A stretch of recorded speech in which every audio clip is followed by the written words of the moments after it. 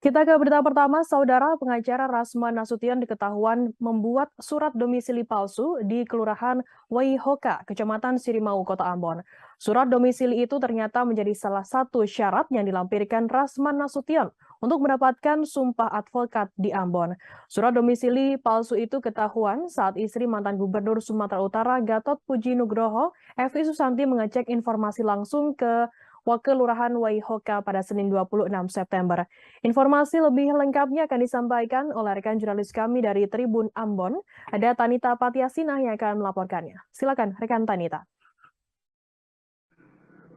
Baik Tribuners dan rekan Firda, Rasman Nasution ternyata pada tahun 2015 itu mengambil sumpah advokat di Kota Ambon, dan salah satu syarat untuk bisa mengambil sumpah yaitu dengan melampirkan domisili, surat keterangan bahwa dia itu berdomisili di Kota Ambon yang memang ada pengadilan tingginya di setempat.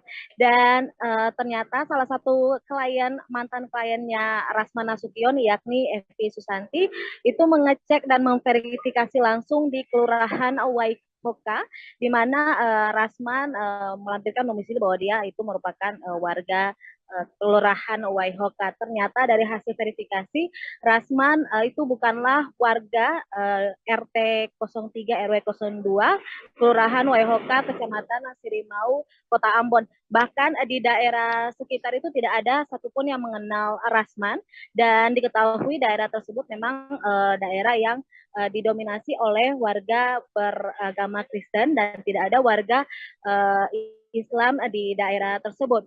Selain melampirkan domisili palsu, ternyata Rasman Nasution ini tidak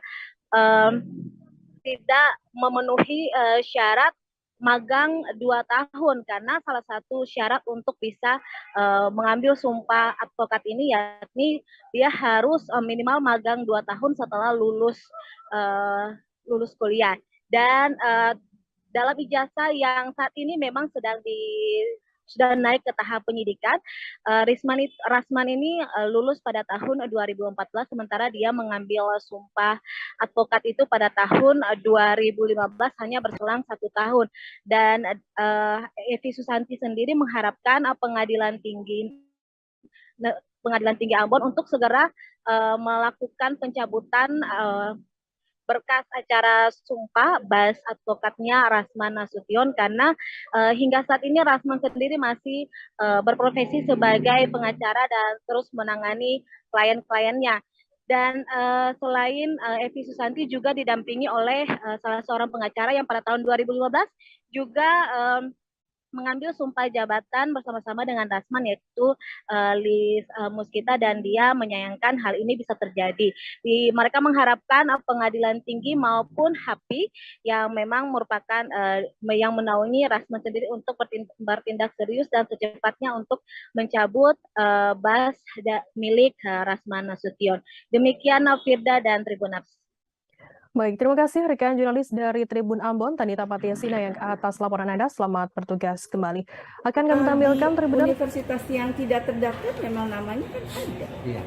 Namanya ada, tapi mungkin saya pakai asumsi yang memang saya melakukan menelusuri ini bahwa sepertinya ini kayaknya jual beli ijazah, karena terdaftarnya dia itu di universitas versinya ini, tapi dia tidak mempunyai keabsahan universitas yang pada umumnya mempunyai izin-izin yang dikeluarkan oleh Kementerian Pendidikan ya. Itu.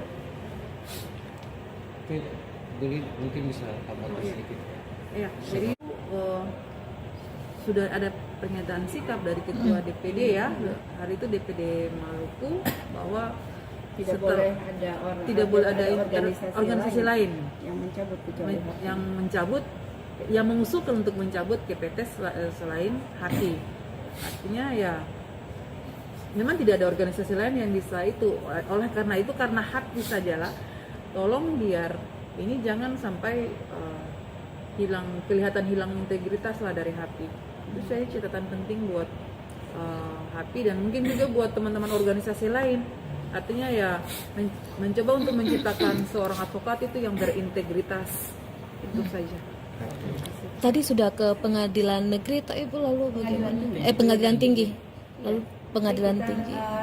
saya sih mencoba dengan satu opsi lagi bahwa yang mengajukan adalah saya untuk mencabut basnya karena saya sebagai selaku korban dari Rasman. Saya pikir sih itu masuk kategorinya ya untuk karena saya sebagai orang yang menggunakan jasa dia yang ternyata akibat dari dikeluarkannya bas dari PT Ambon, Pengadilan Tinggi Ambon, saya adalah orang yang dirugikan. Saya pikir ini juga pasti akan menjadi bahan pertimbangan ya oleh Pengadilan Tinggi. Terima kasih sudah nonton. Jangan lupa like, subscribe, dan share ya.